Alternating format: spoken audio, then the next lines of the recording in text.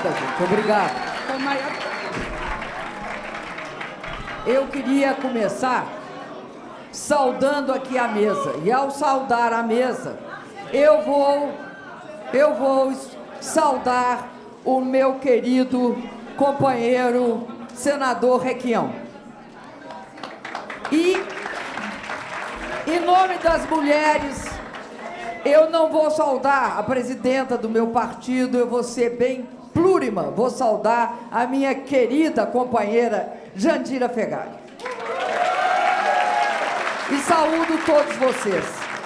Os governadores, eu olhei e resolvi saudar 2 governadores.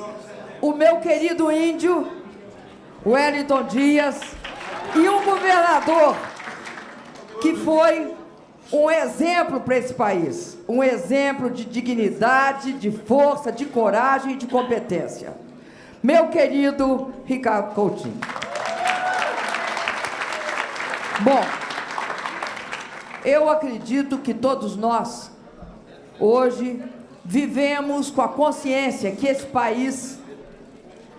país que tinha resistido por 4 eleições presidenciais consecutivas, 2 do Lula e 2 minhas, resistido ao neoliberalismo, hoje vê que foi necessário o surgimento de um governo neofascista para implantar o neoliberalismo. E é essa necessidade que explica essa aparente ida e vinda. Primeiro, nós temos de conviver com absurdos característicos do neoliberalismo, do neofascismo. Por que é neo? Porque geralmente os partidos fascistas eram nacionalistas. E esse grupo que está no poder não tem o menor compromisso com a nação. Portanto, não tem compromisso com sua soberania. Porque a soberania tem necessariamente de dar respostas à questão nacional, à questão do país, à questão do seu território, das suas riquezas e do seu povo. Foi necessário, então, um impeachment sem crime de responsabilidade. Foi necessário a prisão do nosso maior líder político latino-americano, o presidente Lula. Foi necessário a destruição, inclusive, dos partidos de centro, que tiveram e mostraram isso, para que houvesse esse espaço para o surgimento deste governo e da proposta neoliberal. Porque a proposta neoliberal é que conduz esse processo. E isso, eu acredito que hoje eu vou falar de 3 questões que eu acho fundamentais, apesar do neoliberalismo ter várias expressões, como a reforma da Previdência, né? Como a lei do teto de gastos, que é a lei que permite que o Estado brasileiro se transforme num fantasma do que foi. É aonde se cortam as pernas e os braços do Estado.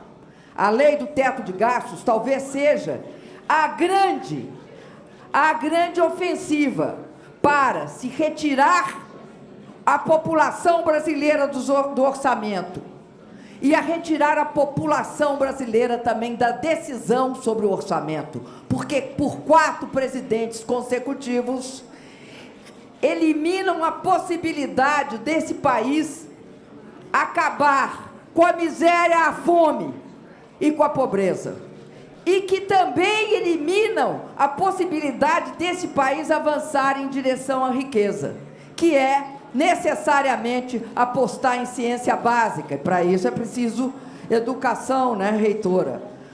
E, querida Margarida, que deputada federal, mas que sabe que sem ciência básica nós também não desenvolvemos tecnologia. Sem desenvolver tecnologia, nós não fazemos inovação. E isto representa algo muito importante da gente lembrar. Quem abriu as portas para esta lei é o mesmo que abriu as portas para a retirada dos 30% da Petrobras em todos os blocos do pré-sal. Foi o PSDB, o senador José Serra. Isso é importante, porque nesse país, infelizmente, a social-democracia, que sempre, pelo menos no mundo, achou que aceitar o consenso neoliberal era fundamental, ela que achou isso, no resto do mundo, aqui não, ela virou golpista. Uma parte dela, pelo menos, virou golpista. A outra, a gente convida para todas as nossas frentes, que devem ser ecumênicas, e receber todos aqueles que se interessam pela questão da sobrevivência do nosso país. Por isso eu vou falar de 3 coisas que eu acho que hoje são as imediatas, as principais, junto com a questão do trabalho, da reforma do trabalho e com a redução do papel do Estado, são as fundamentais no ataque à questão nacional.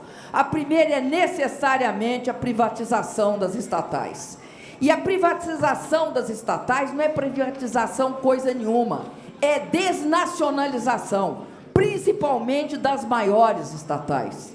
A Petrobras não será privatizada, será desnacionalizada. Não há no Brasil capital suficiente para comprar e desenvolver a Petrobras. Ao mesmo tempo, nós temos de nos referir a toda essa imensa onda de privatização desnacionalizante, que é a venda dos nossos bancos, ou a destruição deles. A destruição do BNDES transforma em impossibilidade o investimento em infraestrutura em nosso país. Portanto, é uma derrota nacional reduzir o BNDES a pó.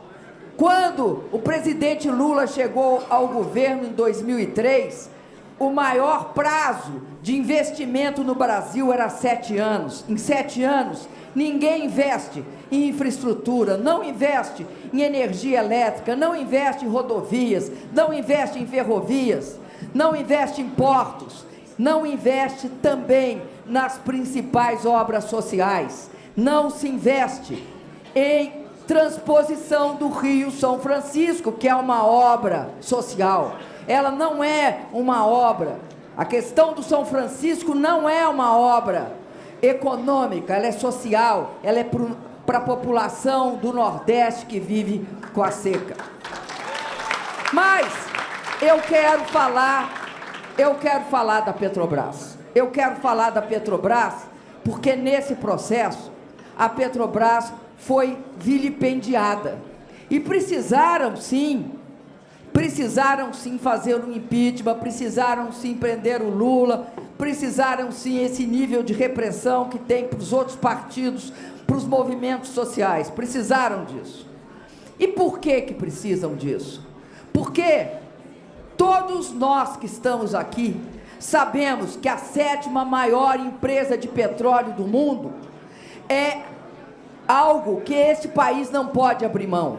A Argentina vendeu a YPF e a Argentina hoje importa petróleo, apesar de ter tido a maior reserva latino-americana nos anos 90, a maior reserva de petróleo e gás equivalente. É importante a gente notar que o processo de desmonte da imagem da Petrobras, ele tem a ver também com o ataque da Lava Jato. A Lava Jato é responsável também por ferir economicamente as empresas nacionais, tanto empresas de engenharia, sobretudo a Petrobras. Aquela história da Fundação Lava Jato, em que entregam para a fundação 2 bilhões e meio de reais, é muito dinheiro para os senhores procuradores. Agora é peanuts para entregar para o Departamento de Justiça americano as informações a respeito da Petrobras. É peanuts. E aí, nós temos a seguinte questão: qual é o método utilizado? Qual é a forma utilizada? A primeira forma utilizada é dizer que a Petrobras estava quebrada. A Petrobras não conseguiria pagar suas dívidas. A Petrobras não estava gerando caixa, não tinha recurso suficiente para encarar a exploração do pré-sal. Os dados mostram que isso é uma solene mentira, uma mentira difundida pelo governo e pela mídia, para justificar algo que no mundo não acontece. Nenhum país do mundo, principalmente é importante que a gente saiba que hoje as grandes empresas de petróleo são nacionais. A época da chamada Sete Irmãs passou. Não são as Sete Irmãs privadas as maiores empresas de petróleo. As maiores empresas de petróleo são empresas públicas. Nenhum país do mundo está fazendo este processo, que é absolutamente selvagem, de desmonte da Petrobras. Esse processo de desmonte da Petrobras, com a venda de toda a estrutura de gasodutos, que foi criada pelo governo brasileiro, com dinheiro do governo brasileiro e da Petrobras, obviamente, esse processo se complementa por algo gravíssimo, que é a venda da BR Distribuidora. O que eles querem? Eles querem transformar a Petrobras numa redução, numa pequena empresa. Não conseguirão, porque ela é uma grande empresa. E a Globo, que dizia, o jornal O Globo, que dizia em manchete antes do impeachment, que nós tínhamos inventado uma ficção, que essa ficção chamava Petrobras. Não, chamava pré-sal. Eles diziam que o pré-sal era uma ficção, uma fantasia do PT. Eles diziam que era um patrimônio inútil. Agora, em 18, são obrigados a reconhecer que uma das maiores reservas existentes é o pré-sal. No Ocidente é o pré-sal. Aí, é por isso que nós temos o pré-sal hoje responsável já por 57% de toda a produção de óleo equivalente no Brasil. Óleo equivalente é uma forma de somar o petróleo e o gás, mas de óleo equivalente no Brasil. E também uma outra questão fundamental: jamais a Petrobras precisou de vender seu patrimônio, precisou de vender a BR e o sistema de gasoduto para pagar a dívida. Essa é outra ficção. Nunca a Petrobras, nos últimos anos, teve um fluxo de caixa menor do que 26 bilhões de dólares. E nunca teve necessidade de vender. Se a gente for olhar o dado oficial, eu vou citar de cabeça, eu vou citar aproximado. Mais ou menos, de dívida a Petrobras tinha 114, qualquer coisa assim, de bilhões de dólares. Nesses últimos anos, ela baixou a dívida na metade. Quero lembrar que uma empresa não é igual a uma família, ela não tem de ficar baixando dívida. Ela pode conviver com a dívida, ela tem uma relação dívida que ela é a melhor economicamente, não é uma família, ela gera um caixa que existe sem ela. Então ela baixou praticamente 46 bilhões. Quanto que foi o dinheiro que entrou das vendas? 11 bilhões, 11 qualquer coisa. Ora, se ela não precisa de vender, pelo contrário, eles escondem um fato gravíssimo. Quando ela vende, ela perde receita.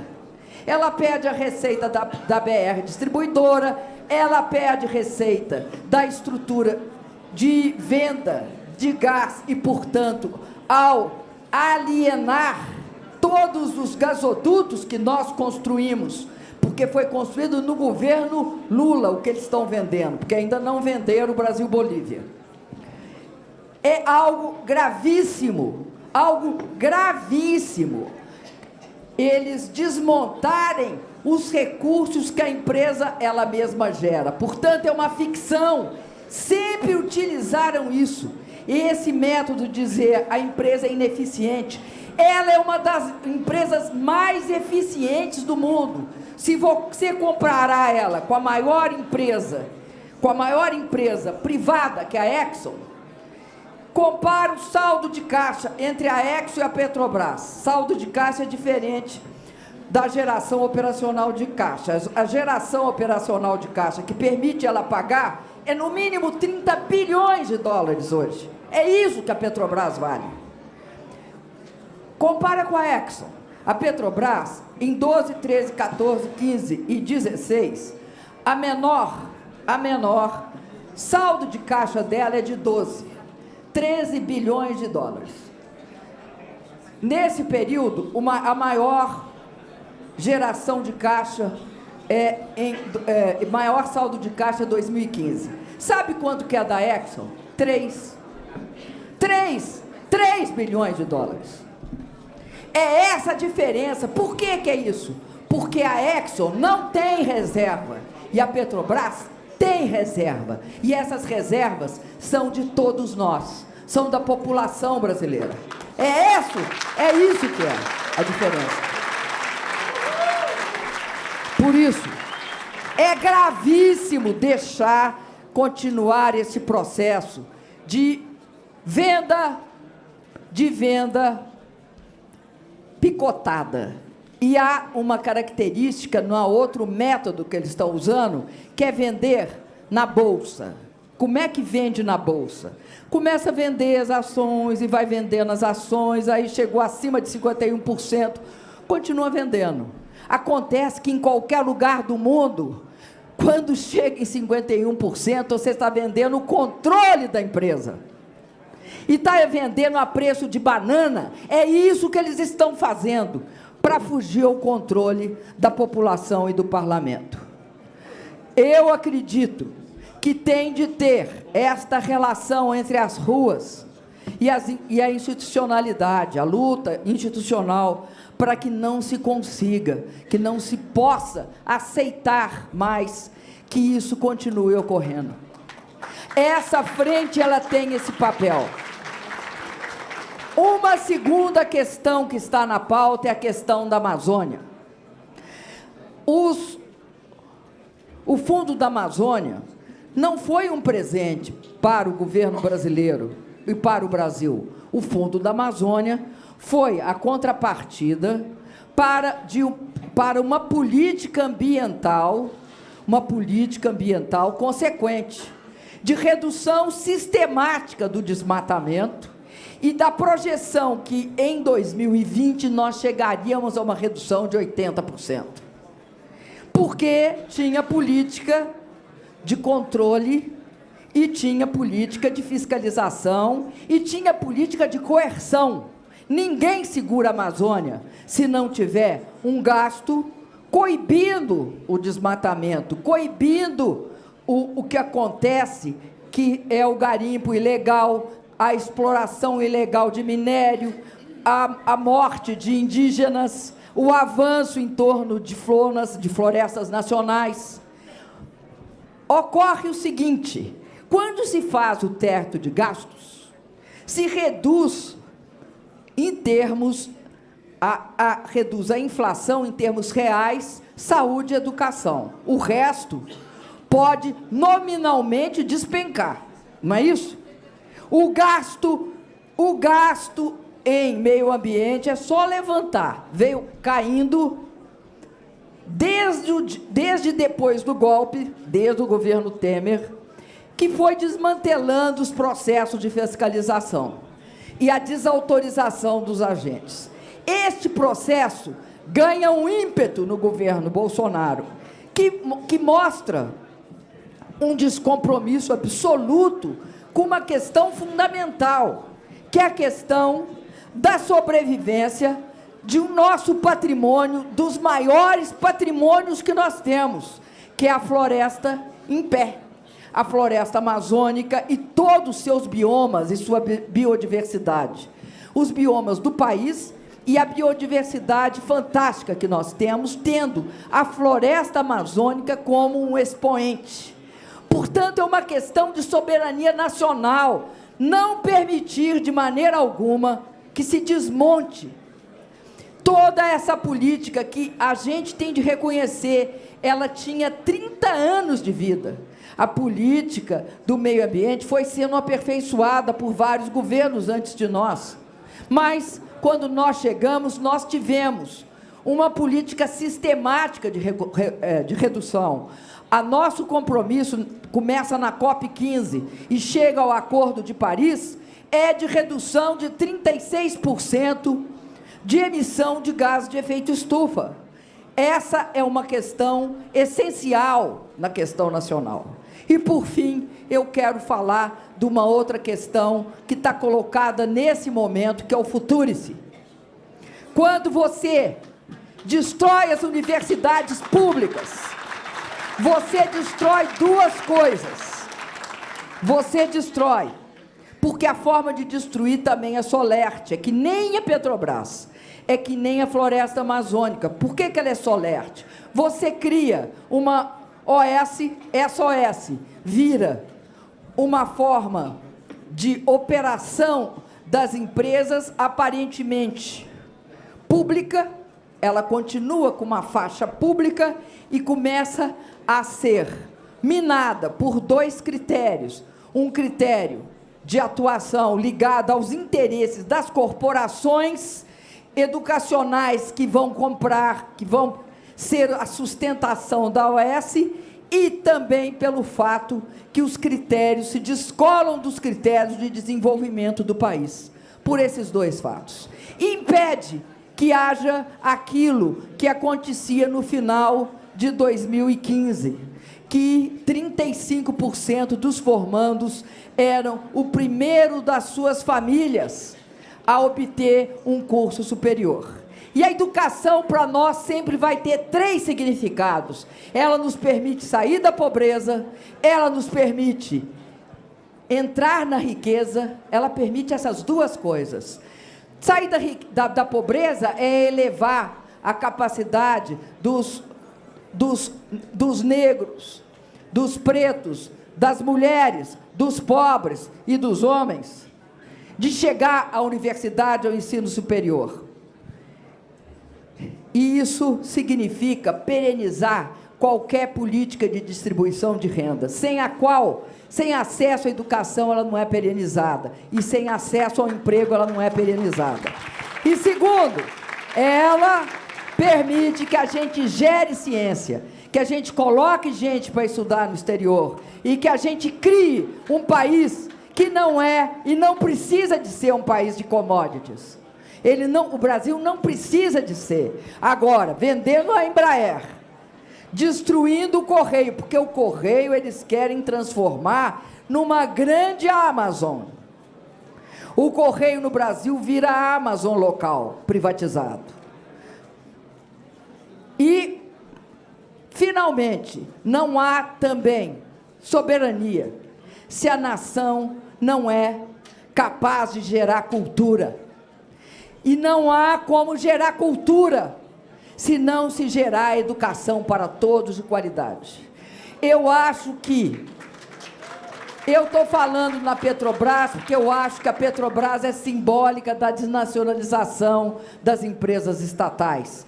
Porque a gente pensa assim, se pode desnacionar a Petrobras, pode desnacionalizar tudo. A Petrobras é a maior empresa pública pública ou privada desse país não tem outra do mesmo tamanho. A Petrobras, que representa isso, junto com os bancos. Eu acho que a fala do Boulos foi muito esclarecedora. A segunda questão, eu acho que é a Amazônia, e a terceira é o Futurice.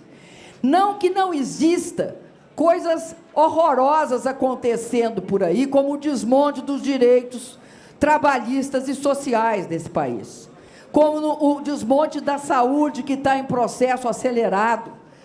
Não é de graça que nas pesquisas recentes o maior descontentamento voltou a ser, em primeiro lugar, a saúde. Mas eu quero dizer sobre a questão da soberania, essas três são fundamentais. Essas três a gente tem de cuidar, porque o Futurice é uma questão de soberania. Um povo que não tem educação, ele é um povo submetido. Um país que vende, que destrói sua reserva ambiental, é um país submetido. E eu não vou insistir na Petrobras, porque a Petrobras é uma questão também simbólica para o Brasil. Ninguém, no mundo inteiro, não há nenhuma empresa pública sendo vendida, sendo fatiada e vendida. Não há. Isso é um escândalo, é um absurdo.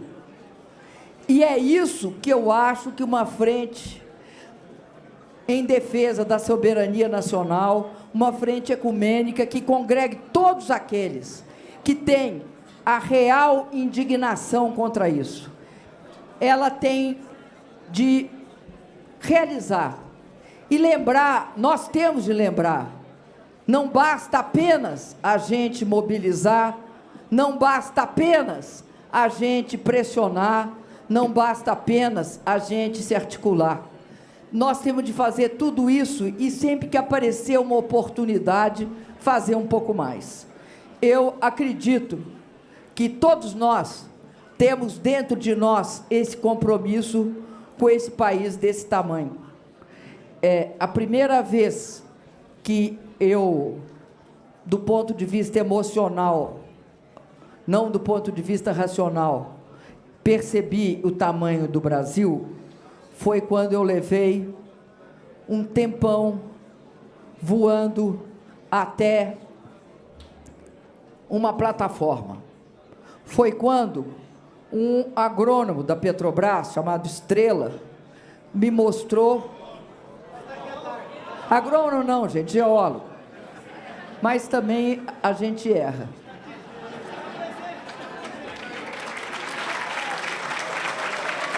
Tá onde? O Estrela é tímido. Tá onde? Levanta, Estrela.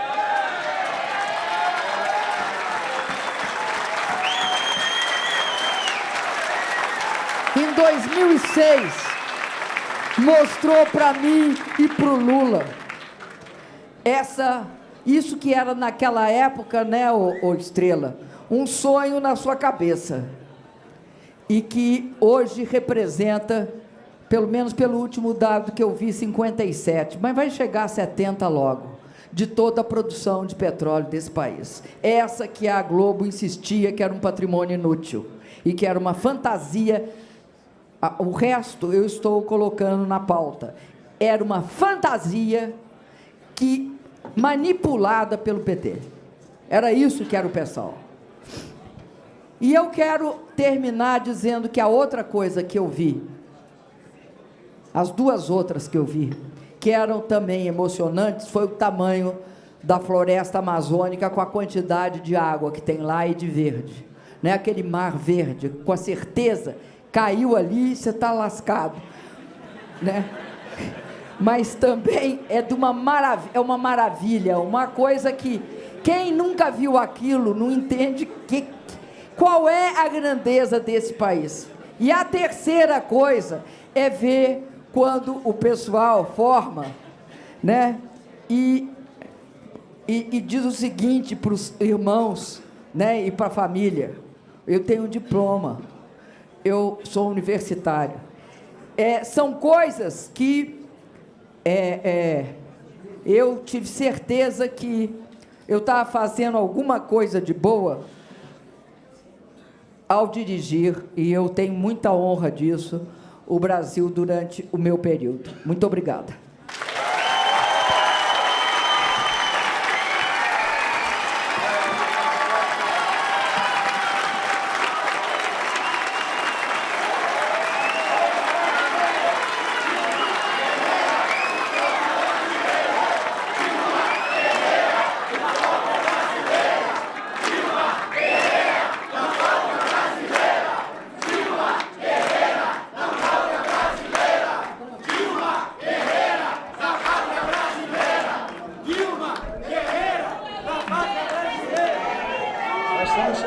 Dando continuidade, anunciando a presença da Federação Nacional do Jornalista, Sindicato do Jornalista do DF, Associação Nacional dos Técnicos de Nível Superior das Universidades Federais.